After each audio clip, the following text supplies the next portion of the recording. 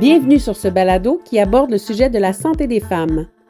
Le meilleur de soi propose des rencontres inspirantes avec des invités qui parcourent les différents piliers de la santé intégrative. Ils et elles partagent une vision holistique de la santé et font la promotion de la prévention pour nous aider à vivre pleinement. Je suis Evelyne Robert, animatrice, et ce que j'aime le plus, c'est de créer ces espaces de rencontres qui nous permettent de se questionner, de réfléchir et d'apprendre. Je vous souhaite donc d'être inspirés pour votre santé. Passionnée de finances depuis toujours, elle a su transformer son intérêt en une carrière riche et diversifiée. Malgré des diplômes dans d'autres domaines, elle a occupé avec succès des postes variés dans le secteur financier, tels que conseillère en sécurité financière, agente de prêt et analyste de crédit.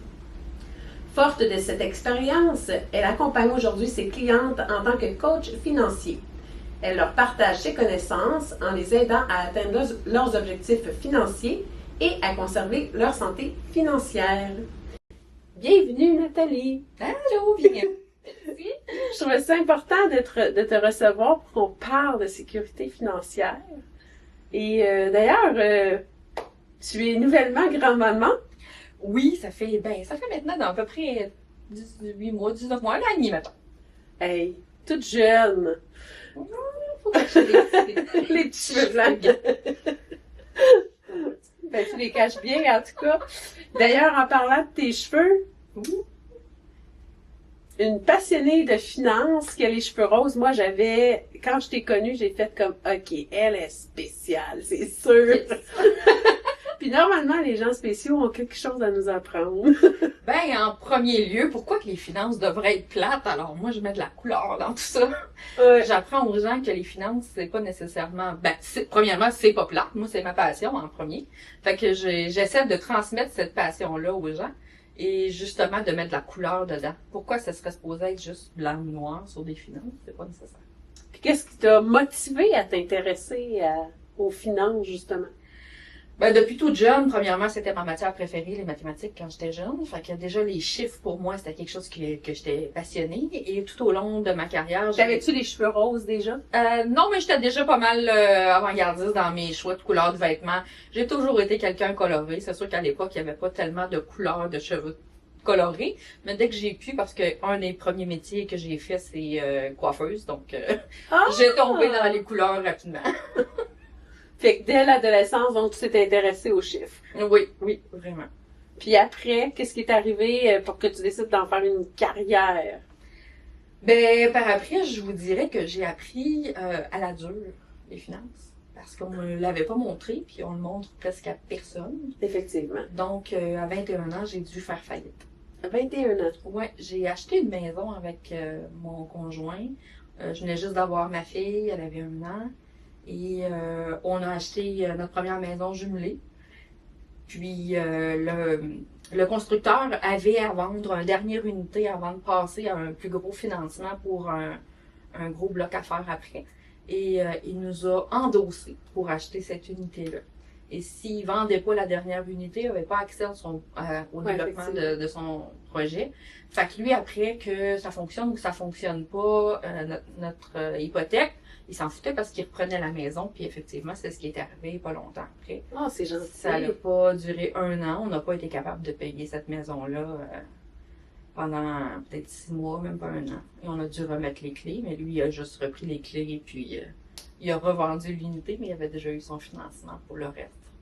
Nous, on a dû faire faillite. Oui, à 21 ans, ça commence rough, là. Oui, vraiment. Fait que la fille, moi, il me semble, la fille qui aime beaucoup les chiffres, puis que ça y arrive, ça t'a pas découragé, au contraire. Oui, parce que j'étais quelqu'un qui voulait toujours réussir, j'étais quelqu'un de fonceur, puis j'ai trouvé ça vraiment tough. C'était un gros échec, c'était une des premières échecs, parce que c'était toujours une première de classe, etc. Puis là, ben, je me suis fait avoir royalement. Fait que là, après ça, j'ai dû aller voir un centre qui s'appelle l'ACEF de la Mauricie, parce que j'habitais à Trois-Rivières à l'époque. Okay. Et on m'a aidé justement à commencer à faire un budget, puis à m'expliquer comment ça fonctionne, les finances, etc. Fait que j'ai commencé un peu le monde d'adulte, comme ça, en apprenant un peu sur le tas, mais un peu tard aussi, parce que quand tu as fait faillite, c'est un peu tard pour apprendre, mais bon. Des fois, il faut mettre un genou en terre pour mieux se relever. Oui, mais c'est dommage que ça passe par là. Effectivement, c'est plus... Dans mon temps, il me semble qu'au secondaire, on avait... Mais je suis plus vieille. Dans mon temps, on avait un cours où on apprenait, ça s'appelait l'économie familiale. Oui, effectivement, je l'ai eu ce cours-là, mais on apprenait les budgets, mais c'était vraiment... Parce que ça faisait partie aussi du cours de couture, puis du cours de... Oui, j'ai eu ce cours-là aussi. Puis on n'est pas dans la même génération. Donc, l'économie familiale, elle appelait ça économie, mais la partie budget était vraiment, vraiment très courte. Mais puis aujourd'hui, je pense que les jeunes ne voient plus du tout ça. Hein. Mais en fait, il y a un cours qui existe que mon fils avait l'opportunité de prendre, mais c'était en option au secondaire, je pense que c'est en secondaire 5. Ils commencent à voir un peu, même les cartes de crédit, c'est quoi un prêt, etc. Mais ils vont pas voir comment fonctionne le crédit, c'est quoi un bureau de crédit. Ils voient un peu c'est quoi un budget, mais ils donnent pas des trucs comment faire un meilleur budget ou comment mettre de l'argent de côté.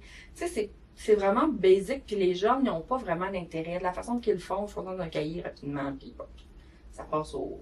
Ils ont comme pas mis l'emphase, c'est comment s'intéresser vraiment, puis oui, comment faire un budget, mais à quoi ça sert vraiment dans le futur? Oui, ça sert à compter ton argent, mais à quoi ça va te permettre de faire un budget? Où est-ce que ça peut t'amener? Puis surtout, si tu le fais pas, qu'est-ce que ça va t'amener aussi? C'est ça. Donc, c'est comme, qu'est-ce que ça t'amène d'avoir une santé financière versus quand la maladie est poignée dans ton compte de banque. Oui, c'est ça. Parce que c'est ça, c'est littéralement ça qui arrive. Puis qu'est-ce que ça fait une coach en finance? Par exemple, si je te demande un rendez-vous, puis je te dis j'ai des problèmes avec mes finances, par où on commence? Ben, tout dépendamment. Chaque personne, c'est différent. Il y a des gens qui vont avoir besoin justement de voir plus la base. Donc, d'aller voir comment ça fonctionne le budget. On va aller regarder la santé financière de où est-ce qu'on en est rendu. Est-ce qu'on a trop de dettes? Est-ce qu'on dépense trop? Les dépenses, est-ce qu'on a des dépenses inutiles? Est-ce qu'on fait des achats compulsifs? Est-ce qu'on n'a pas assez de revenus? Des fois, on dépense pas trop, mais c'est juste que les revenus sont pas là. Ensuite de ça, des fois, il y a des couples qui sont ensemble, puis là, ben, c'est plate, mais il y a de l'abus aussi, tu sais. Il y a le conjoint qui gagne beaucoup, la conjointe ne gagne pas. L'inverse aussi est aussi vrai. Et c'est pas équitable aussi dans le rôle de dépense. Tu sais, un paye beaucoup trop comparé à l'autre, etc. Fait qu'on va regarder vraiment le besoin. On peut aller aussi au niveau du crédit. Le crédit, comment il va. Des fois, le budget fonctionne bien, mais c'est au niveau des crédits. Comment on paye nos cartes de crédit. Comment on l'utilise, notre crédit. Parce qu'il y a quand même 2 bureaux de crédit. Il y a des gens qui ne savent pas. Ils pensent qu'il y a juste Equifax, mais il y a aussi TransUnion. On va aller regarder. Tu as beau payer tes cartes de crédit minimum chaque mois, mais finalement, ton crédit est mauvais. Pourquoi? On va aller voir pourquoi que ça fonctionne pas si bien. Parce que tu l'utilises trop, parce que tes paiements sont pas faits dans le bon moment, ou quand la photo est prise une fois par mois, la carte de crédit est remplie. Il y a plusieurs raisons à ça. Donc, on va aller regarder ça de ce côté-là. Donc, si j'ai un projet, souvent les femmes de 40 ans et plus, on rêve plus de chalets ou de trucs comme... Tu sais, si j'ai un rêve comme ça, ou un projet que je veux réaliser, ou même l'achat d'une nouvelle entreprise, ou peu importe, je peux aller te voir, puis tu vas faire un portrait. Oui, on peut regarder ensemble ce que vous avez présentement, puis de dire, OK, ben voilà, où est-ce qu'on pourrait aller reprendre l'argent, par exemple, en coupant les dépenses ou en allant chercher un deuxième revenu ou quelque chose comme ça, puis d'aller voir le projet, quand est-ce qu'on veut l'avoir, déterminer un plan, de dire, OK, ben c'est faisable, mettons, dans 4 ans, c'est faisable dans 2 ans, voici ce que je te suggère, mettre de l'argent de côté dans telle chose. Je suis pas conseillère en sécurité financière présentement, donc j'offre pas des produits de placement et c'est la raison pour laquelle je l'ai déjà été conseillère en sécurité financière. Je le suis plus parce que justement, quand on est conseillère en sécurité financière, on est pris dans une boîte. On n'a pas le loisir d'offrir les services qu'on veut, donc j'aurais pas le droit de parler de crédit avec mes clients. Fait que j'ai laissé cette licence-là pour avoir le loisir de pouvoir aller conseiller exactement dans les domaines que moi j'ai envie. Et si les gens ont besoin de produits de placement ou des trucs comme ça, ben là, j'ai des collègues à qui je peux référer, justement, puis que là, les clients peuvent faire. OK, donc toi, si je vais te voir, t'as pas rien à me vendre, tu sais. T'as pas d'assurance à me vendre. Fait que ça, c'est intéressant parce que tu vas rester neutre. Oui. aussi. Fait que c'est vraiment le fun. Puis quand je t'ai connue, tu m'as présenté ton livre. Tu as écrit, ben en fait, tu as écrit. C'est pas un roman, là. C'est un cahier, ouais. Là, t'as créé un cahier vraiment, vraiment spécifiquement là, pour suivre nos revenus. Ben, tu veux-tu nous en parler? Pour budgéter. Oui, c'est ça. Ben, pour budgéter les finances et le bien-être au quotidien. Pourquoi j'ai mis les deux ensemble, en fait, c'est que je trouve que c'est tellement important. Tu sais, souvent, les gens, ils vont placer les finances d'un côté puis leur bien-être de l'autre côté. Et c'est tellement important de faire les deux ensemble. Tu sais, ma compagnie s'appelle Finances et Bien-être, justement, parce que si t'as beau t'occuper de ton bien-être, de ta santé, puis tu laisses tes finances de l'autre côté, t'as beau faire de la méditation, de faire un régime, de vouloir t'alimenter comme il faut, puis d'être zen, mais si tes finances vont pas bien, là, ton hamster, il tourne tout le temps, puis tu seras pas bien quand même. Et les finances qui vont pas bien vont t'amener une sorte de stress émotionnel ou même physique, peut t'amener même des maux, hein, c'est pas moi qui le dis. Et tant que ça sera pas réglé, tout le reste fonctionnera pas bien. Fait que moi, dans mon cahier, une semaine, tu vas planifier ton budget, tu vas faire ton budget. Et de l'autre côté, la deuxième page, parce que c'est sur 2 pages, tu as des objectifs financiers, mais tu as aussi des objectifs de bien-être. Tu as des pensées positives que tu peux mettre. Tu as des phrases inspirantes que tu peux inscrire.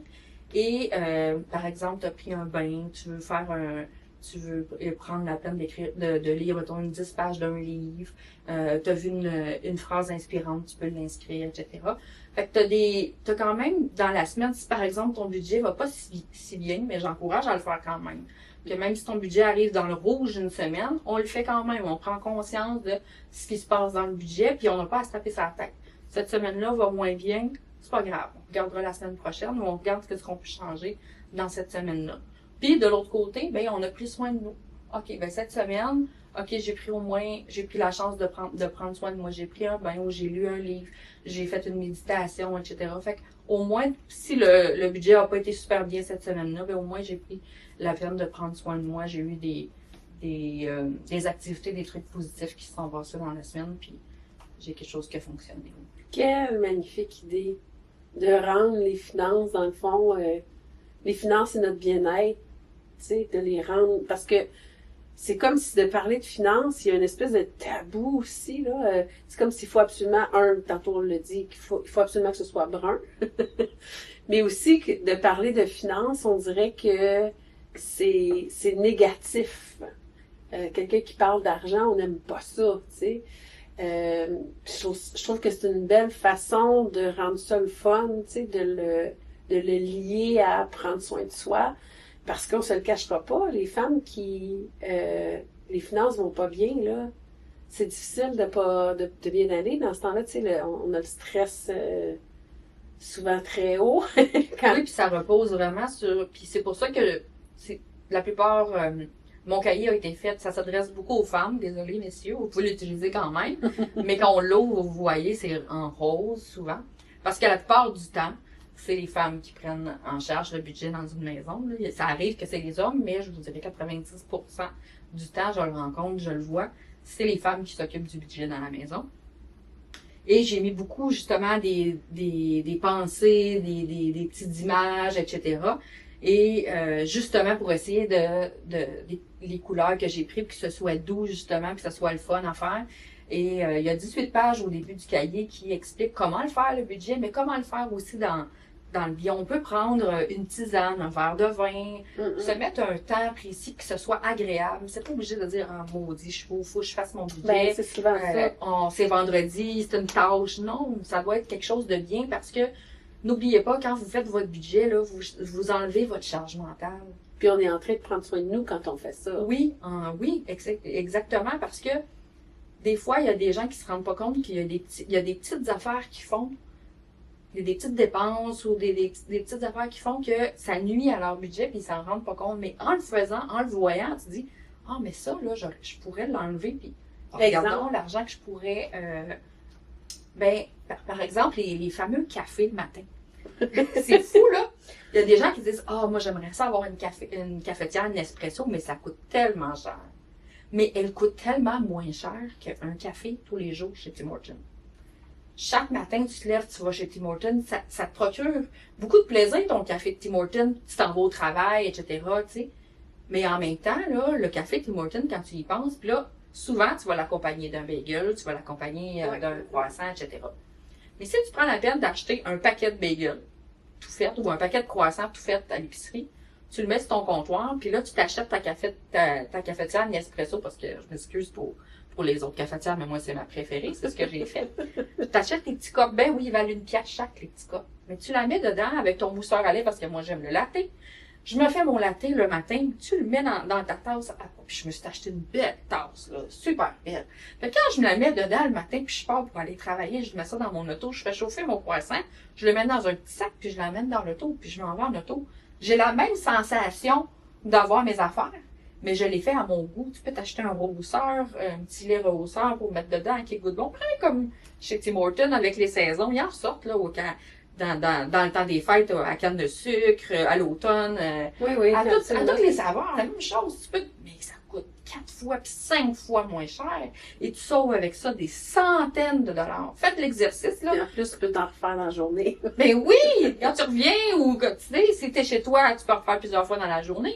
Puis si tu t'envoles juste le matin, parce que souvent, je parle d'exemple du matin, mais si on enlève le café du matin, mettons le croissant, là, parfois, il y a des gens qui économisent de 500 à 600 dollars par mois. C'est beaucoup, là, c'est le paiement d'une voiture. Incroyable, hein? Ouais. Puis la machine, t'as payé une fois. Puis ça, tu le réalises parce que tu le prends en note. Ben oui, tu prends toutes tes affaires en note pour dire, OK, mais j'ai pris ça chaque matin. Tu sais, c'est comme aussi les lunchs, même chose. Tu amènes des lunchs au travail, puis tu vas te chercher un lunch tous les midis. Ça finit cher. Tu peux te permettre, par exemple, de peut-être payer un lunch le vendredi pour te faire plaisir, mais les autres, prévois-le. Parce qu'à un moment donné, ça coûte cher. Non, dans le fond, c'est de l'écrire. C'est comme si tout d'un coup, on a un visuel Ben oui. on prend de nos actions. Tu sais, tout le monde est allé au Dollarama pour dire, ah, je vais aller acheter 2 affaires. On sort de là, ça a coûté 70 pièces. On parlera pas de Costco.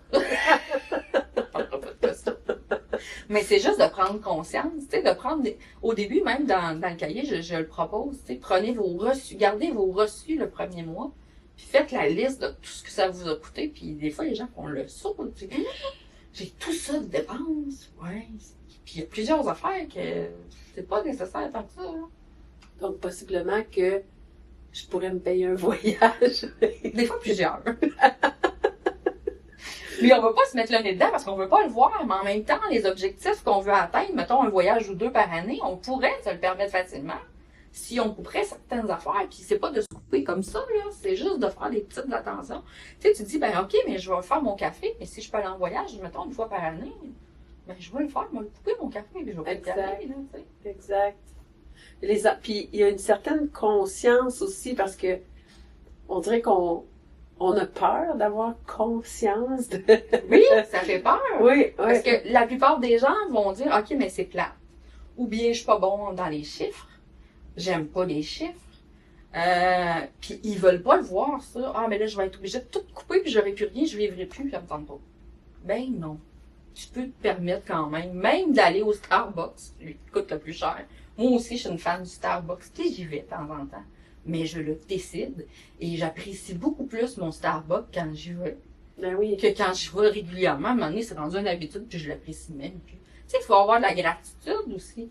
De dire, OK, mais hey, je vais au Starbucks aujourd'hui, c'est tous les jours.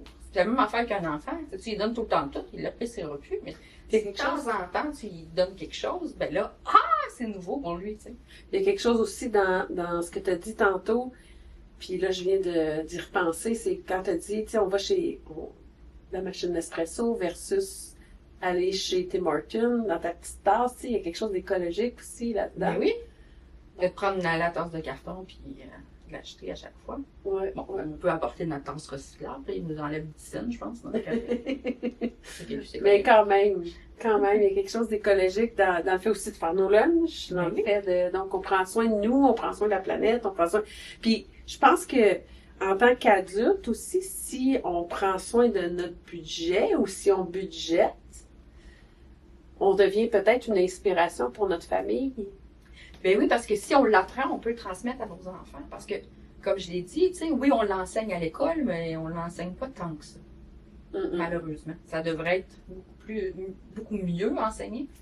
Et ça devrait être plus large l'enseignement à propos de ça. Parce que justement, ils vont l'enseigner comme ça, comme une autre matière, mais ils ne montrent pas vraiment l'importance de. Puis, à part de dire on peut économiser des sous, qu'est-ce que ça a comme impact de faire un budget? Ben, ça peut. Puis, ça nous permet aussi d'atteindre nos objectifs. Tu sais, oui, de mettre de l'argent de côté, mais si on dit, par exemple, que oui, j'ai envie de voyager 2 fois par année, parfait. Je veux voyager 2 fois par année, je vais aller où? Combien ça coûte le voyage? Puis de le diviser. Dedans, il y a un planificateur justement à l'année, aux 6 mois, à tous les 3 mois, puis à tous les mois, pour mettre des objectifs. Puis ça sert à ça aussi. De dire, OK, ben durant mon année, je veux faire, par exemple, 2 voyages. OK, ben je me mets, mettons, je sais pas, moi, si c'est en famille, ça va me coûter, je sais pas, moi, 10 000 OK, ben 10 000 dans mon année pour mon budget voyage. Voici, ben 10 000 en 12 mois. Ça fait, mettons, je sais pas, moi, 1 000 par mois, par exemple. Mais est-ce que j'ai les moyens de le faire? 5 000 par mois, ça fait 250 par semaine. Est-ce que j'ai les moyens de le faire? Oui, non. Est-ce que je décide de mettre 2 voyages, mais moins cher? Ou est-ce que je décide de mettre un voyage à 5 000 à la place? Ou de trouver un travail supplémentaire. Ou de ramener, c'est ça. Oui, on coupe, ou on rajoute en même temps. Ça, on a toujours le choix. Le budget le permet aussi, c'est ça. Il y a des gens qui vont dire, OK, ben on va couper ou on va rajouter un deuxième revenu, simplement. Puis c'est quoi les difficultés auxquelles les femmes sont confrontées le plus en lien avec l'argent? Je pense que la majorité des femmes ont des difficultés sur plusieurs points, je dirais. La légalité aussi. Oui, t'en as parlé un petit peu tantôt. Oui, au niveau de la légalité du couple, qu'il soit marié ou pas. Il faut faire attention aussi quand on est en couple.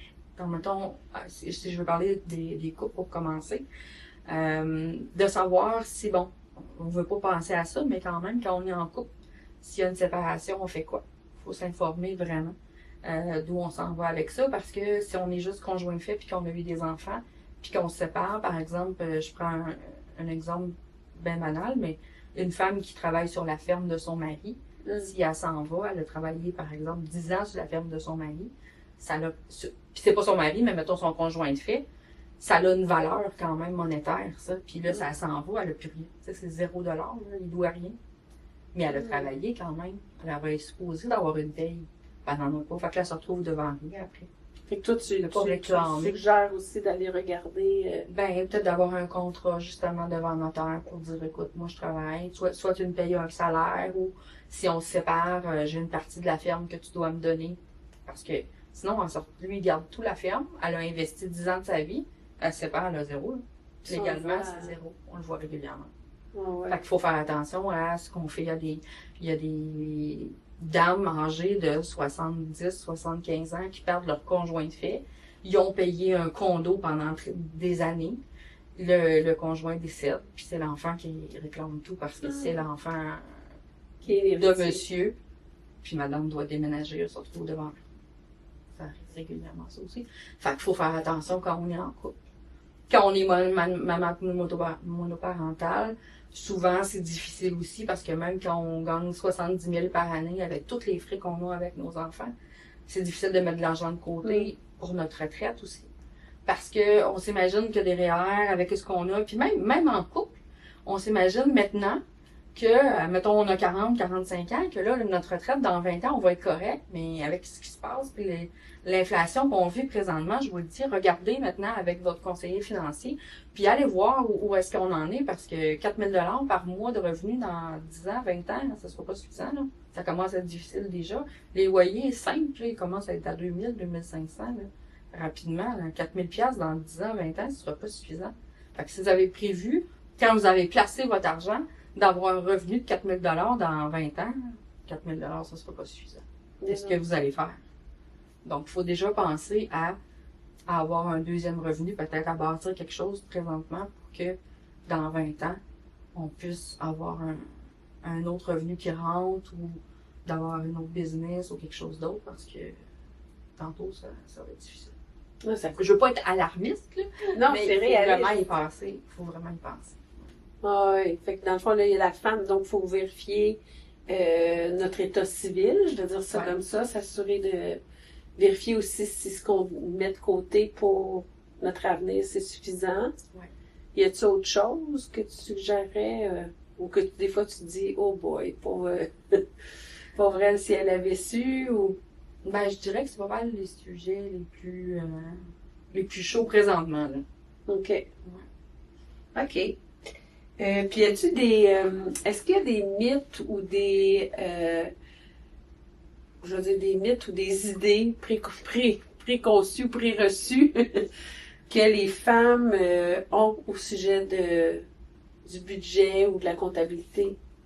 Que tu te dis, oh my god, ça, faudrait vraiment que.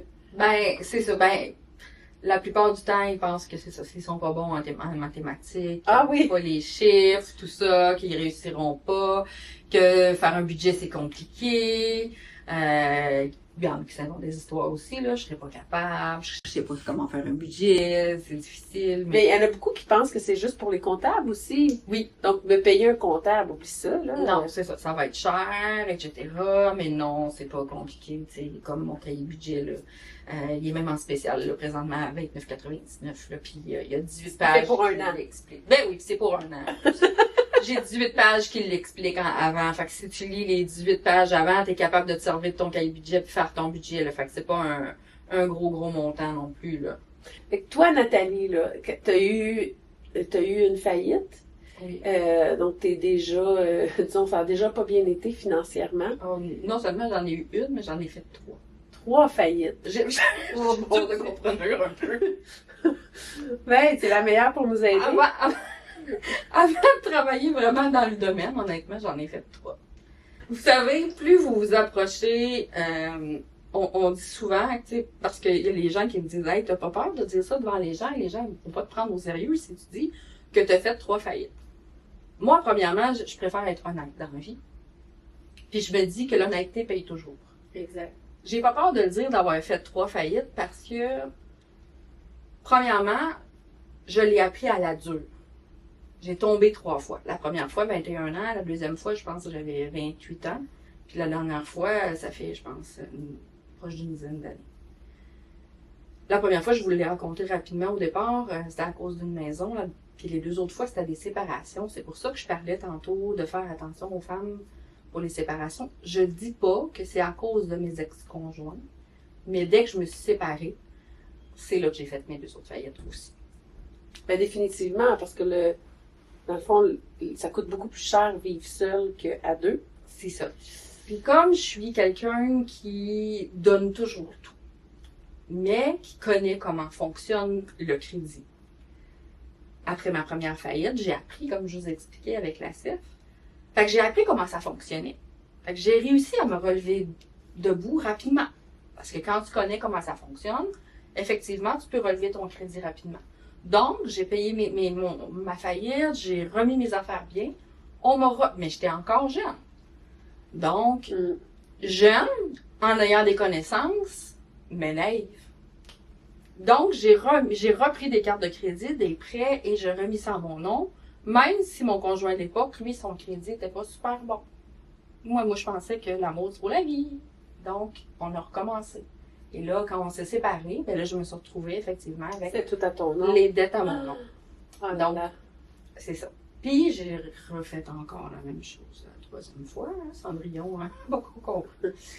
Maintenant, c'est plus comme ça, mais bon, je l'ai fait 3 fois. Bon, donc, un des conseils qu'on pourrait donner, justement, c'est de faire attention aussi quand on est en couple, de prendre des dettes avec lesquelles on est à l'aise à payer toute seule aussi, même si on est 2, pour que, justement, ça vous arrive pas. C'est ce que on disait tantôt, là, quand tu m'as posé la question. Oui, de faire attention aux trucs légaux, de regarder aussi au loin, pour la retraite, mais aussi de faire attention de ne pas prendre tout ensemble. Mm-hmm. Parce qu'oubliez pas aussi, quand vous endossez quelqu'un, même si c'est votre conjoint, vous prenez un prêt commun, sachez que si l'autre paye pas, vous êtes entièrement responsable de la dette aussi.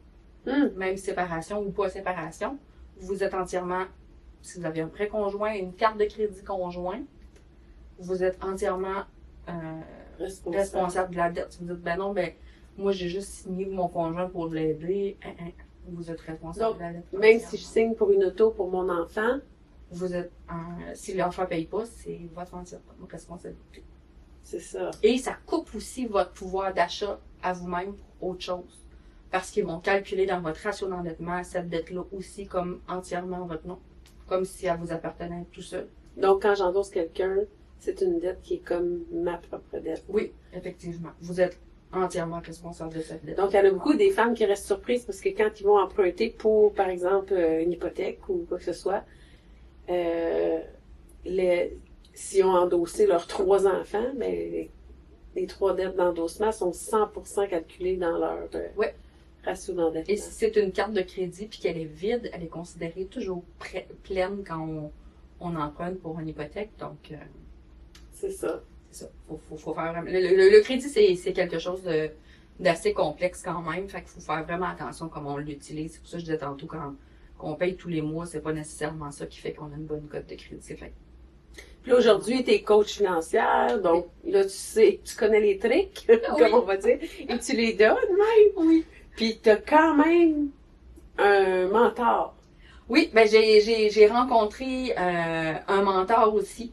Fait que tu sais, c'est ce que je voulais dire aussi, c'est que c'est pas parce qu'on a mis un genou à terre que tout est fini. Vous le voyez, j'en ai 3 faillites. Donc, si ça vous arrive à un moment donné, il faut pas se décourager. Parfois, il faut mettre un genou à terre pour mieux se relever.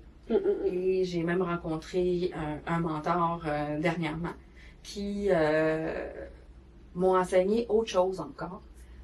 Comment avoir un deuxième revenu. Fait que là, j'ai une autre corde à mon arc dans lequel je peux aider encore plus les femmes à avoir une chance d'avoir un deuxième revenu puis de se bâtir quelque chose de nouveau avec, même s'ils travaillent à temps plein, même si ils veulent avoir autre chose, j'ai quelque chose de plus à leur offrir. Ouais. Ah, c'est le fun, ça? Oui. Ça pique notre curiosité.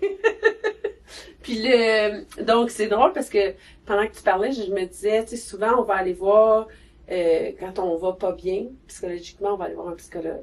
Quand on va pas bien physiquement, on va aller voir soit un docteur, un kinésiologue ou un kinésithérapeute, un ostéopathe. Puis quand nos finances vont pas bien, ben on panique. Non, on vient pas Nathalie. C'est bien, mais souvent, ça crée énormément de stress. Ouais. Beaucoup, beaucoup de stress. Puis, ça, tu sais, souvent, on va dire, bon, OK, ben là, ces temps-ci, je suis plus stressée, ou ces temps-ci, je sais pas pourquoi, j'ai toujours mal à l'estomac, j'ai toujours, peut-être que ce serait une chose à aller voir.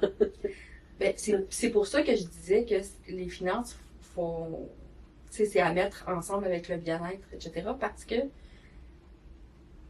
ça peut aller même, je suis certaine que ça peut aller même jusqu'au suicide. Je suis certaine. Parce que quand on est dans des problèmes de finances, on arrive avec notre estime de soi baisse. Si on prend un exemple. Oui. Là, je vais prendre un exemple masculin parce que c'est encore plus gros. Les hommes, c'est eux autres qui sont supposés de rapporter l'argent. Là. Fait que je vais prendre ce modèle-là. Là, si on parle de femmes beaucoup, mais tu sais, ils ont une pression beaucoup. Ça peut être la femme aussi, la même chose, qui est tout seule avec ses enfants.